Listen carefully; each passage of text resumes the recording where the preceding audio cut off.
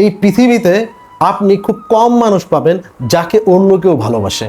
ধরুন আপনাকে আপনার পরিবার সবাই ভালোবাসে, আপনি মনে করছেন আমার মা বাবা ভাই বোন আত্মীয় স্বজন, কিন্তু স্বার্থের বেলায় দেখবেন আপনি কিন্তু আসল জিনিসটা বুঝতে পারবেন। তারা ঠিকই আপনাকে ভালোবাসে, কিন্তু তারা কিন্তু তাদের থেকে বেশি ভালো কেউই বাসে না।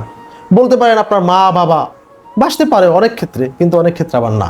তাই জন্য আপনাকে যেটা করতে হবে, আপনার নিজের চিন্তা নিজের করতে হবে। নিজের চিন্তা করতে হবে, নিজের স্বাস্থ্যকে ভালো রাখার জন্য ভালো ভালো খাবার খান, নিজের যত্ন নেন, ফ্যামিলির যত্ন নেন, কারণ ফ্যামিলি ভালো থাকলে আপনিও ভালো থাকবেন, তাই না? তো নিজের প্রতি নিজের একটু যত্নবান হন, নিজেকে নিজে একটু ভালোবাসেন। যে মানুষটা সে নিজেকে না ভালোবাসতে পারে, সে আসলে অন্য কাউকে ভালোবাসতে পারে না। তো অন্য মানুষকে এত বেশি ভালোবাসার দরকার নাই যে আপনার থেকেও তারা আপনি বেশি ভালোবাসতেছেন, পরবর্তীতে বাস খাইলে অনেক বেশি কষ্ট পাবেন। আমরা বলি না যে তোমাকে আমি এত ভালোবেসেছি, আমার সব কিছু দিয়ে তোমাকে আমি ভালোবেসেছিলাম আর তুমি আমাকে ছেড়ে চলে গেলা। আপনারা তো ভুল করছেন ভাই।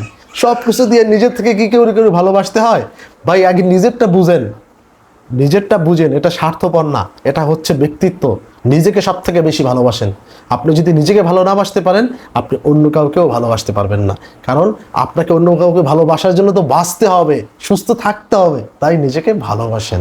এটাই হচ্ছে আমার কথা নয়, এটা হচ্ছে গুণীদের কথা।